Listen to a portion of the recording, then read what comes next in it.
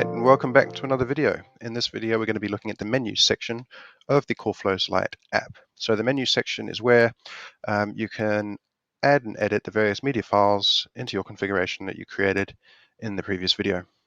Cool. So let's jump in. Alright, so this is the landing page for the menus button within the Callflow Lite app. You can see on the left hand side we have all the various IVRs that have been created by myself and system generated.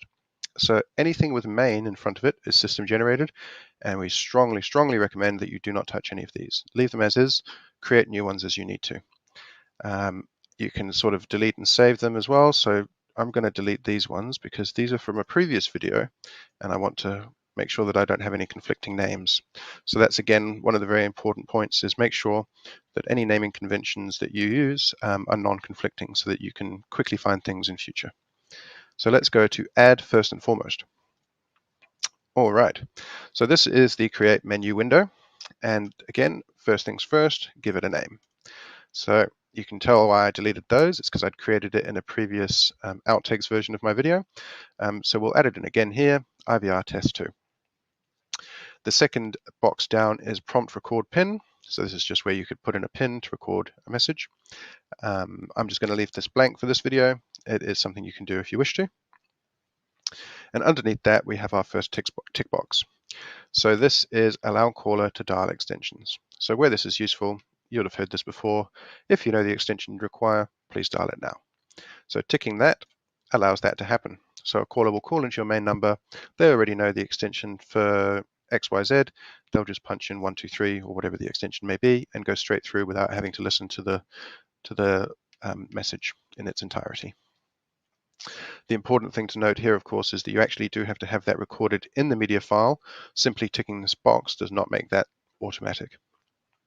All right, and the box below that where it says greeting message, this is where you select the recording that you would have done in the media video previously.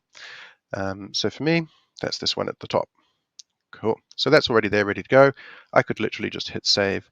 I do have the option to edit, and if I left this not set, I do have the option to create. And it is exactly the same process as in the previous media video. You would just select your file, give it a name, select MP3, and hit save. But for the purposes of today, we'll just leave it as it was before and hit save. Awesome. And you can see down here, bottom left, it has populated.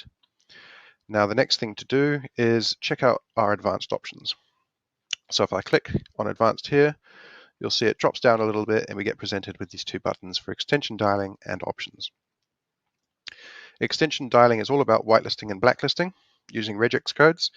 Now this could be its own video in its entirety. It's a pretty grunty topic to cover, so it's not something that we're going to be looking at in this VVP learning series. It's something that I would recommend you go and pursue in your own time. If you do know how to do it already, that's great, feel free. If you don't, there's plenty of tutorials online, YouTube, Google, etc.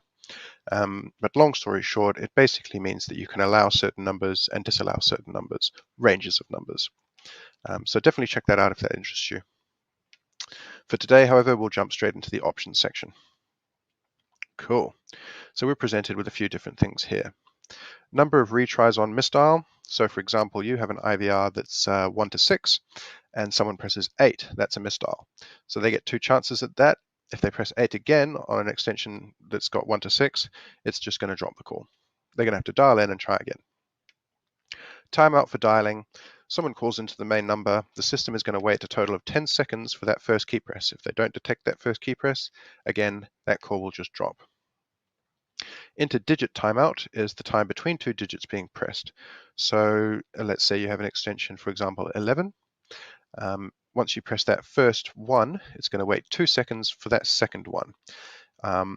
If it doesn't detect a second press, it's just going to go to extension 1. So make sure you get this right. If you're in doubt, maybe push it out to 4 seconds. With that in mind, jumping into extension number length, here by default it is 4. If your extensions that are configured on your voice account or whatever are all 3 digits, then change it to 3.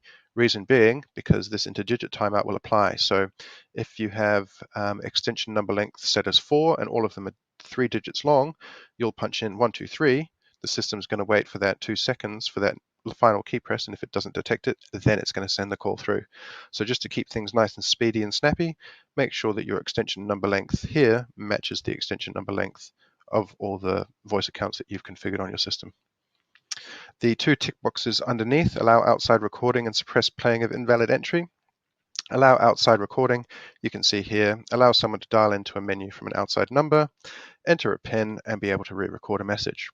I personally would recommend not doing this. The quality is not great because it's just using G729 and G711 codecs, depending on what you've chosen. MP3 is a much higher quality format, so we recommend doing it the way we showed you in the previous media video. So leave that unticked. Suppress playing of invalid entry. So this will have happened to you, I'm sure, where you've called a number and it says the number you have dialed cannot be completed, or some variation thereof. That message, if you don't want to hear it and you just want to send them to the beginning of the IVR, you would just select suppress playing of invalid entry. For customer experience purposes, maybe leave that unticked just so that they know that they've got it wrong. And then once you've sort of done all of that and you're happy with it, just hit save and it will apply all of those advanced settings to that bottom left one that I have created.